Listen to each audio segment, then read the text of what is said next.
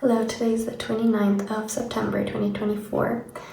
I'm definitely planning to make this video shorter. Of course, I can never know. Sometimes I just talk for hours and it usually helps me a lot. But this is kind of just a recap and kind of a roundup about what happened in the past few days. Basically I have officially started the Thrive program. I'm still at the very beginning. I haven't had a proper call with the woman I'm working with yet, but we're gonna come to that in the next few days. And I have been texting a lot with Mario, my friend. We have met up a couple times as well, but not as much as we text. Yeah, it's very fun being friends with him and like texting with him. A couple of nights ago we had like a proper debate, like we weren't fighting or anything, and we both totally agreed to disagree. It was totally fine, it was so funny, but we had like a proper deep debate for like a couple hours straight, and because of that I stayed up until 1:15 in the night because both of us just wouldn't stop and we just had more to say, and we didn't even get to finish the debate. Like, we still said like this is to be continued because we were just so tired by in the middle of the night. But it was so hilarious, and I just love texting him and like being around him because I feel like I can be totally open with them and totally honest. And like debates like these, first of all, I can't have with everyone because they're going to take my opinion wrongly. Some will take it very personally, others will turn it into a fight, and others will use it against me at some point.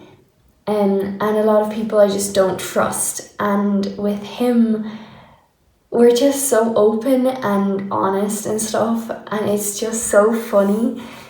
I just know that he knows I don't mean it in a bad way, and we both accept we have different opinions, different viewpoints. And at the same time I was like, I want him to understand my side, like he needs to see that I'm right, but it was all in a funny way. But it's so nice to have someone like that finally in my life who just gets me, who accepts me, and I can just completely be myself around. Like, there's not many people out there that I have met like him. Like, actually there's no one out there I've met like him. And I had so many experiences of all the people that I have met who turned out to be not nice people and used me or used things against me that I trusted them with. Anyway, it's really cool. And one of the nights anyway, we came on to the topic of like alcohol and stuff, and I just have a strong opinion on that, which I'm so grateful I'm allowed to like share with him and just speak openly about it. And I don't need him to now see alcohol in the way that I do. Like, I don't need him to see it. What I wish is that people could understand my side and also accept it. But that doesn't mean they immediately have to see it the way I do and totally accept that I'm 100% right. Like, obviously not. I don't know if I'm 100% right. But yeah, I at some point felt like I maybe offended him a bit, which I asked him right away, or I told him right away, like, oh, I hope I didn't offend you with this. And he was immediately like, no, it's all good. Like, you didn't offend me. It's all okay. But that entire evening and the next morning, I felt so down, and I really like told myself how like I offended him and now he doesn't want to be friends with me anymore, or I ruined it. I ruined the future we could have had together, the friendship we could have had together. Like, it's all my fault. Like, why did I have to say that? Why did I have to do that? Like, I could have just stayed quiet. Like, yeah, I really put myself down, and I was really convinced that I had offended him in some way, and I wanted to apologize. I wanted to make sure he wasn't offended, and I wanted to make sure that he knows I didn't mean it in a bad way and whatever. but I felt too embarrassed to talk to him about it. I was like, what? I'm so stupid, so silly. Why would I make this small thing into such a big thing? Like, maybe he has forgotten all about it. Maybe he has not thought about it for another second. But I'm like, in this state, I'm like thinking about it the whole time. Like, how stupid of me and whatever. And I'm like, how like embarrassing it would be to like text him and like apologize for something that maybe wasn't even a big deal whatsoever for him. Like, but to me it was important to say sorry. To me it was a big deal because I felt like I did something wrong. I felt like I was mean, and maybe he now perceived me as someone who's really judgmental, who doesn't accept someone else's opinion. And like, I never said any of that. I always allowed him to have his own opinion. We agree to disagree. That's the nice thing about us. But like, I still thought, like, what if he thinks of me that way? What if he sees me as a completely judgmental person now and whatever? And I know that I am in a lot of things. I know I'm very judgmental. My words can be very harsh with a lot of topics, but there's also a good reason for all of that, and I understand why I'm like that. And I don't try to let it out that harshly when I know it could hurt other people. I try to describe it in a nicer way so that they can understand me, but still don't have to be on the same page as me. They still don't have to like have the same opinion as me. But anyway, that morning as well, basically I was just having a hard time with it, and I was like, what am I supposed to do? Like, I was so stupid, I was so horrible, like, what the hell? And that morning, my job for the Thrive program was basically to watch the introduction video, which is like over 20 minutes long. And by the end of the video, they were talking about people who made it out of whatever they had, like whatever OCD or depression or anxiety, phobia, whatever they had. They talked about some people, gave some examples of people who went through the Thrive program and made it out. And basically, the one person he mentioned had depression, I think, and he said that this person was like so deep in the depression that she went onto the motorway and threw herself in front of a lorry. And I was immediately like, oh my God, that is horrible. And I was like, and I think that my problems are bad. And I thought my depression was like the worst thing I could have ever went through. It was like it felt like the most horrible thing ever. And like, how stupid of me to think that way when people actually have serious problems. When people actually are so badly depressed that they throw themselves in front of a lorry and actually try to kill themselves. Like, how embarrassing and how stupid of me, of little old me, like Taylor Swift would say, that I thought my problems were really bad, and I felt like I went through the worst thing you could have ever went through. And this is OCD. Like, it feels like it's the worst thing you could have ever went through. And I know that for me it was the worst thing I could have ever went through. It felt like every single thing I could have possibly went through in my life happened to me then, like the worst possible things. And it is true because it feels that way. That's what OCD is. That's what the thoughts make you believe. That's what the thoughts make you feel. Imagine just feeling like you're going through the worst thing you could ever go through. But basically, I felt so stupid, I felt so bad, and I immediately put my problems and me down. I was like, my problems are much less worth than someone else's. Like, she threw herself in front of a lorry when she was depressed. And yes, I had a vision of myself, imagining myself running in front of a car and the car driving me over. I had that vision and I wanted to do it for a couple of seconds, but I didn't, because I always knew that I would never give up. I always knew I was going to fight. I was not going to give up on myself. I was going to do it. I always knew I was not going to kill myself. Even though I wished to die, I wanted God to take me. I didn't want to live anymore. I wanted to die. I wanted to not kill myself, but I wanted to die. And I had moments where I visualized myself killing myself. I had moments where I had strong suicidal thoughts, but I always knew I wouldn't do it. I just knew that. There was no doubt about that. I wouldn't do it. And yes, there was moments where I also wanted to self-harm myself, and I attempted it, but to the most minimal way you could. Like I used a pen to like write on my arm, for example, and I put a lot of pressure on it. I wanted to hurt myself because I wanted to like let out this intense pain I was feeling inside.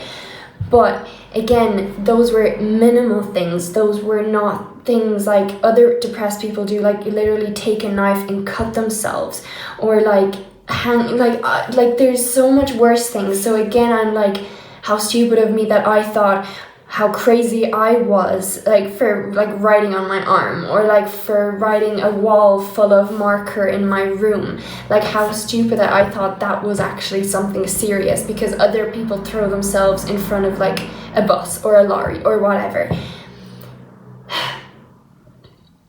And basically I think I just teared up because I put myself down so much, made myself feel like my pain and I am not worthy, and everyone else has it so much worse than I do, and I was like, I can't believe that, because in my depression I felt like I was going through the worst thing ever. I was like, there's nothing that can be compared to that. There's nothing as bad as this. It felt like I couldn't handle it.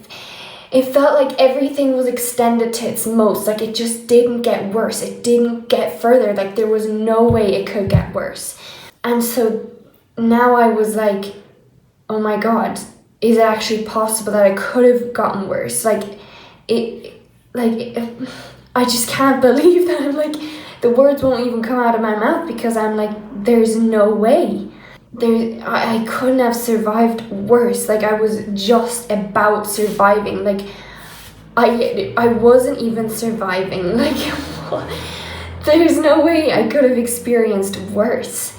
Basically, I then went on the phone with Mom because my thoughts were absolutely horrible to me. I just needed some clarity. I needed some reassurance. I needed just someone's outside perspective and not my own anymore. So I basically talked to Mom. And to the thing with my friend Mario, Mom said that if I feel like I want to apologize, then I should text him. She was like, you already know what's going to come back, right? And I knew 100% he was going to be so lovely. He was just going to like say, Leona, it's all good, like nothing to worry about, it's all okay. Like, yeah, I didn't take it personally or whatever. And yeah, in the end, I think, yeah, that evening or something, I did decide to text him, and I was very nervous and like scared, and I was like, oh God, I could come across as such a stupid person right now. Like maybe this will make him want to run away from me even more. But basically, I told him how like this is taking a lot of courage, and like this is not easy for me to say and whatever. But he came back just saying how like this is really a big thing, and if thoughts are bothering you, you should always come to me. You can always be open with me, always talk to me about it. And he said that I know you're not a bad person, and I know that you wouldn't want to hurt anyone on purpose. And oh my God, like that was the most perfect thing he could have said to me, because I always feel like I'm a bad person. I always feel like I did something wrong and it was so horrible of me, and I always immediately doubt myself and think I'm a bad person. Like immediately that goes through my mind, and I just, if I could just show you like the person that I imagined in my depression every time I was feeling down, and like I imagine a friend or just someone being there for me, I imagine him, like his personality, the way he is, how comforting his words are, how open I can just be with him and honest and just let out my true feelings, and he just accepts it and he's there for me. And we agree to disagree, and it's like, oh my God, like finally after all these years, there's actually someone in my life who is so lovely and so great. And at some point I didn't even believe such a perfect person that I imagined exists in this world. I was like, no one is like that. But now he has come into my life and I'm like, it is possible. There is people out there like that. And I just had to be patient enough, wait long enough, and not give up. And someone like that actually entered my life. So at the bottom line, don't settle down with people who hurt you and who disrespect you, who don't accept you for you, who you feel like you don't actually want to be friends with. It's not worth hanging around with them. It's not worth breaking yourself and turning yourself around so much just to please them and for you not to lose them. It's worth losing them. It's worth being completely alone and to keep fighting for someone who is perfect for you, someone who you actually want in your life, because that person is out there. And I am the living proof. I have learned it for myself now. It is worth it. And that person will come. It just has to be the right time. And I always trusted in that. I always knew when the time is right, it's gonna happen. Guys, it happened. And I know this time it was right. A year ago, I wouldn't have been ready. The time was perfect. You just have to wait long enough and never give up. Keep fighting, keep going, keep looking, and they will come. And then to the other thing about the video, the Thrive program video. Basically, mom was asking me, Leona, look at what you're doing to yourself. You are putting yourself so down, so beneath everyone else, as if you're not worth as much as everyone else is, as if your pain is so much less than anyone else's pain. I then told her though as well that even like recently, just a few days ago, Dad again said like something like, yeah, Leona, you might kind of know what this is like, but like I just don't really think that you experienced it as bad as I did. And I know he didn't mean it in a bad way. I know what he's trying to get at. For him, his pain feels like the worst thing ever. And it feels like no one else felt that pain, that sort of pain before. But what he's doing is completely putting me down, completely showing me that he still doesn't see what I went through in my depression. He still doesn't know how horrible it was. And every time he talks to me about his pain or the Thrive program and what he's working on, I know 100% exactly what that feels like. I know exactly what he's talking about. And no, I didn't just feel it a little bit. I don't just know 1% of what he's talking about. I know exactly what he's going through and what it's like. And obviously I don't know his experience of it. I don't know his perception because he's his own person. I will never be able to see his perception exactly and know exactly what he went through. But my pain is not less worth or not less painful than his pain. Just because I didn't go through something for 40 years like he may have.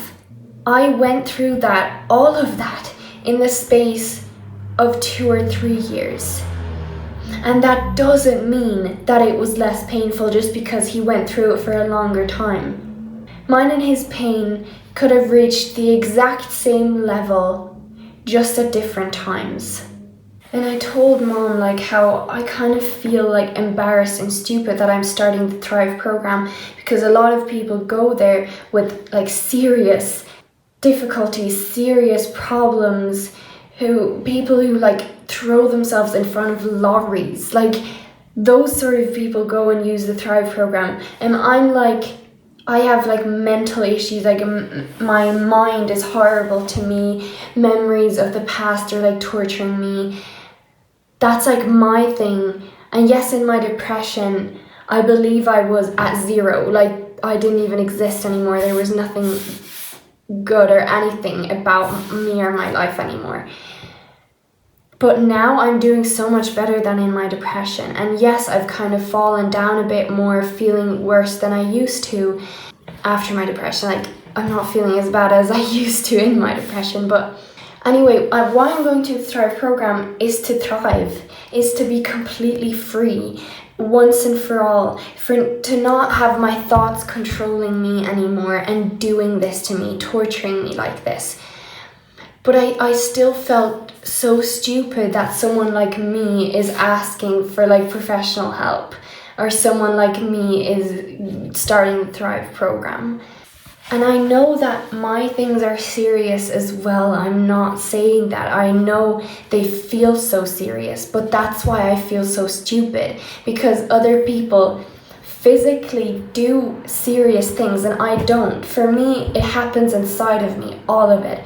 So Mom was like, Leona, you're not stupid, and like, stop putting yourself down. Like, you have to stop those thoughts. They're not true. Like, your pain is worthy. You are worthy. Like, stop.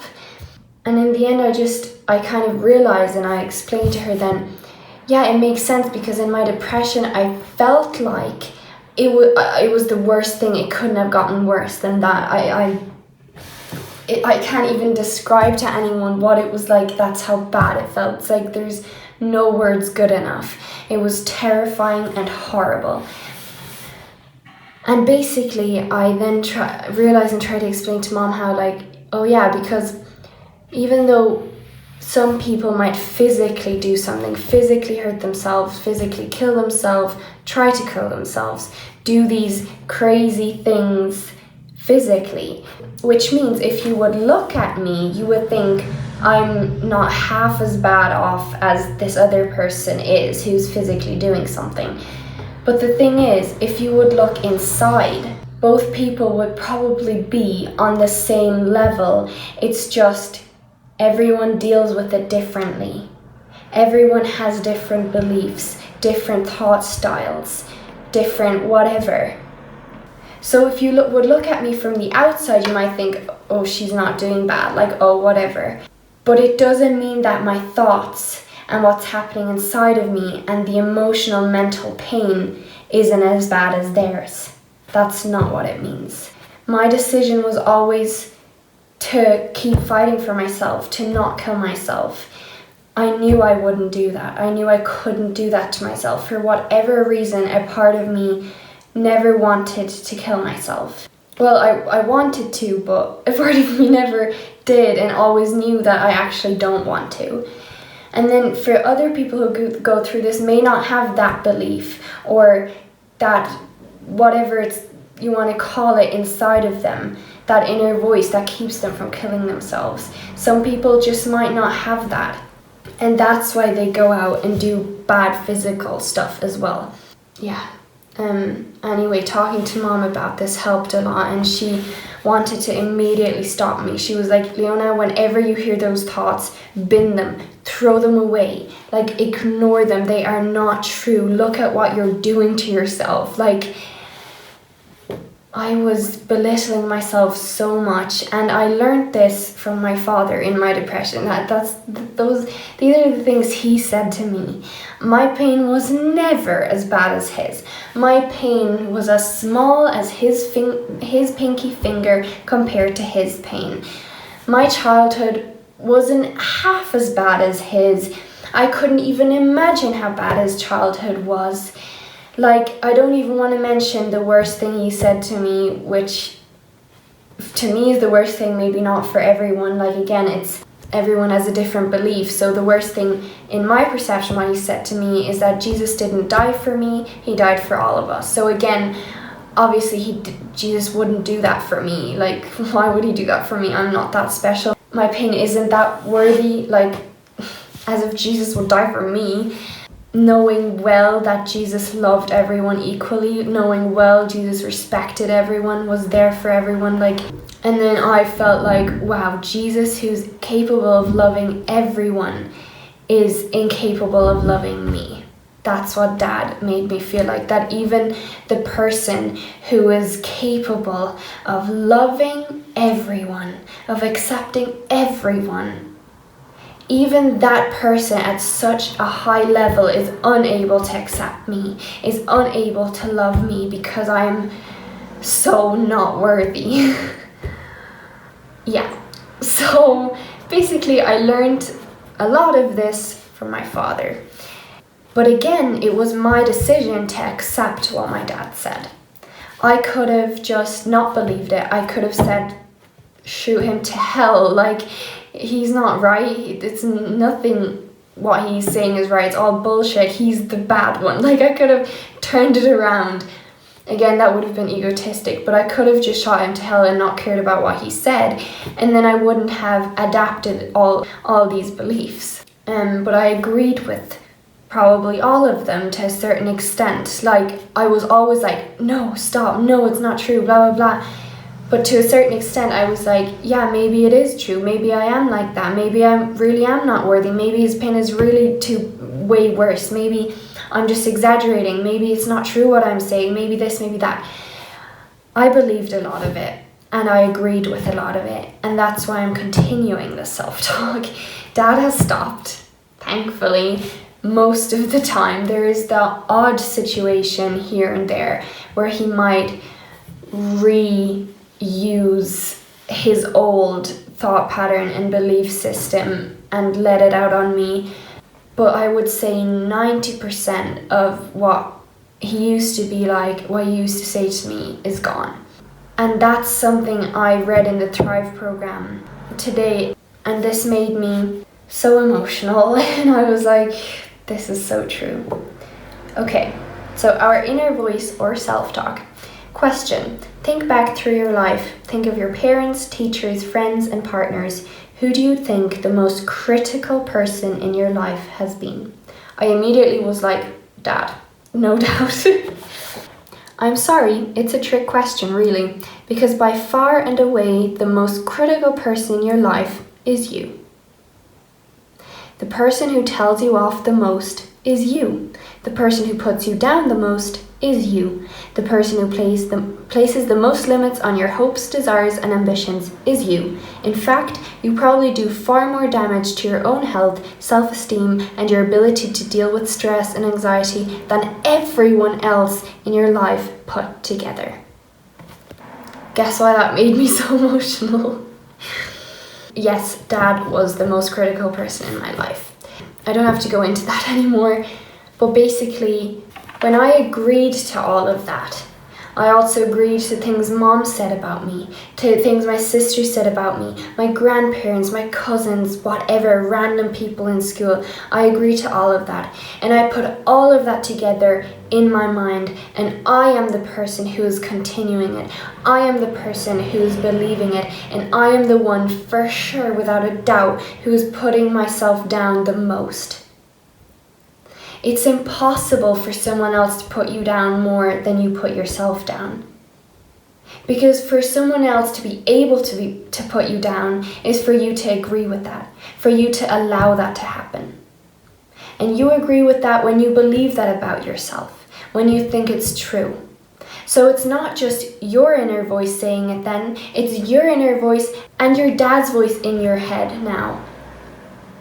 And it's in your head, so it's your thoughts. Your dad says it when he says it and it stops. But the thing is, it doesn't stop. It goes into your mind and then you keep repeating it to yourself.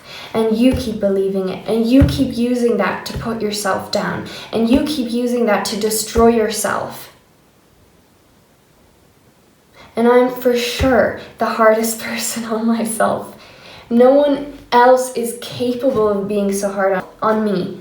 But because Dad was so hard on me in my depression, it shows just how hard I am and I must be on myself, which is even harder than that. Even harder than he was on me. And I'm like, no one can be as hard on me as Dad, like as if. Like for me in my depression, it felt like there wasn't a worse person in my life than Dad, and there was no one able to enter my life worse than Dad. That's what it felt like in my depression. But here I am. And again, it's different nowadays. He's different nowadays. It still doesn't excuse the past. It still doesn't mean he wasn't a fucking asshole in the past, because he was. He was the worst person in my life, in my perception.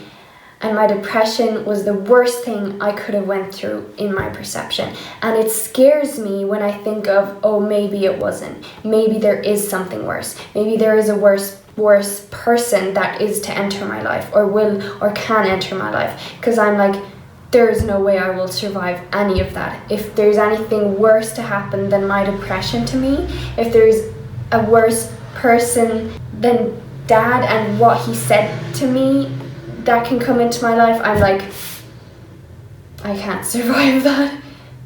But then maybe the good thing is I am the worst person to myself, and I will always be the worst person to myself, because we adapt it from the outside, take it inside and repeat it. I'm the worst person. I believe that. I agree to that. So I am the worst person. And so that's why maybe that's a bit soothing. No one else can be worse to me than I am. And the good thing about that is I can work on myself. I can change my inner voice. I have the control over that. So I can change it, and I can be free and happy and safe, and no one bad can come into my life. Because I won't allow it. I won't agree to it. They can say what they want. They can say horrible things to me, but I don't have to believe it if I choose not to. So yeah, there's a solution to every problem. And that's that. Yeah. See you next time. Bye. First, when I read that in the Thrive program a couple of weeks ago, when I read that paragraph, I was like, oh my God, it's all my fault. Again, blaming myself. It's my fault that I'm so bad, that the self-talk is so bad, that I'm in so much pain. It's all my fault. How stupid am I? What the hell am I doing? Like, completely blaming myself. That's my fault that I'm doing so bad. But then I realized what it truly meant, and that's what I described in this video. I noticed that what it truly meant is no one else is able to be as bad as you in your own head, because other people only hurt you when you agree to it. And you continue that self-talk. And you agree to it because you believed it about yourself already, or now you believe it about yourself, so you agreed to it. That's what it really meant. Not that it's all your fault and you could have done better, you could have saved yourself from this. No, because you never knew how to deal with it. You never knew how to save yourself from it. You never learned those skills, and that's what the Thrive program is about. To learn those skills. And that's obviously what I want to work on with the Thrive program and with my coach. I want to work on this self-talk. Working on that I immediately think I'm less worth, my pain is less worth, and immediately think that I'm a bad person, immediately doubt myself and think I did the worst thing ever, I'm the worst person, no one's gonna like me, no one's gonna be with me, want to be with me, like immediately just come to the conclusion that I'm absolutely horrible, I'm so bad, it's all my fault, it always is. And I should have known better, I should have been better, I should have tried harder, I should have done this, I should have done that. All those conclusions about myself, that's what I want to work on. And I want to get better. And I want to help myself. And I want to accept myself and love myself and set myself free. I don't want to capture myself like this, the way I did. That I'm such a bad person, that it's all my fault. And that I'm less worth, my pain is less worth than anyone else's. When I was talking to Mom, I was obviously also sobbing about this, and she just kept saying how she really doesn't want to see me like this anymore, that I'm torturing myself so much, and she really wants these stupid thoughts to just stop coming at me. To the Dad thing, what Dad said a couple days ago to me, she basically just said this competition thingy or whatever has to stop.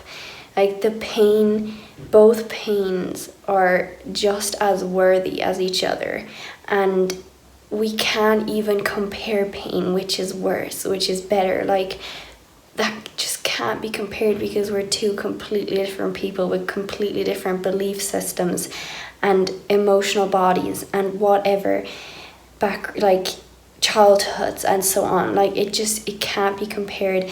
And she said that she's gonna talk to Dad about it, and that he has to like stop. He has to stop comparing pain, and stop, mentioning things like that, because he didn't mean it in a bad way. This time when he said that to me, he didn't mean it in a bad way, but that's basically his problem. That's why he's so stuck and can't get better quickly, or doesn't change fast, because he constantly believes nothing can get worse than his case. Like, it can't get worse than his experience. Like, he has it the worst, blah blah blah, and that's why he's stuck and has a hard time getting better and getting help, because to him, he believes, like, to him it seems like no one can help him because it's so bad. Like, it's the worst thing. Like, his life is just so horrible. So that's his problem, his belief, and that's why he has to stop. And Mom and Dad are working together at the moment to get Dad better, to get him through the Thrive program. And so Mom is basically kind of like his boss at the moment, or whatever. So that's something he has to like challenge. He has to stop comparing his pain. It doesn't mean his pain is less worthy or less worth or whatever. He just has to stop mentioning it, and maybe then he'll finally get out of this loop that, oh, poor him, it's all so bad, he has got it the worst and whatever. So yeah, anyway, that was Mom's reaction to the dad thingy anyway. So yeah.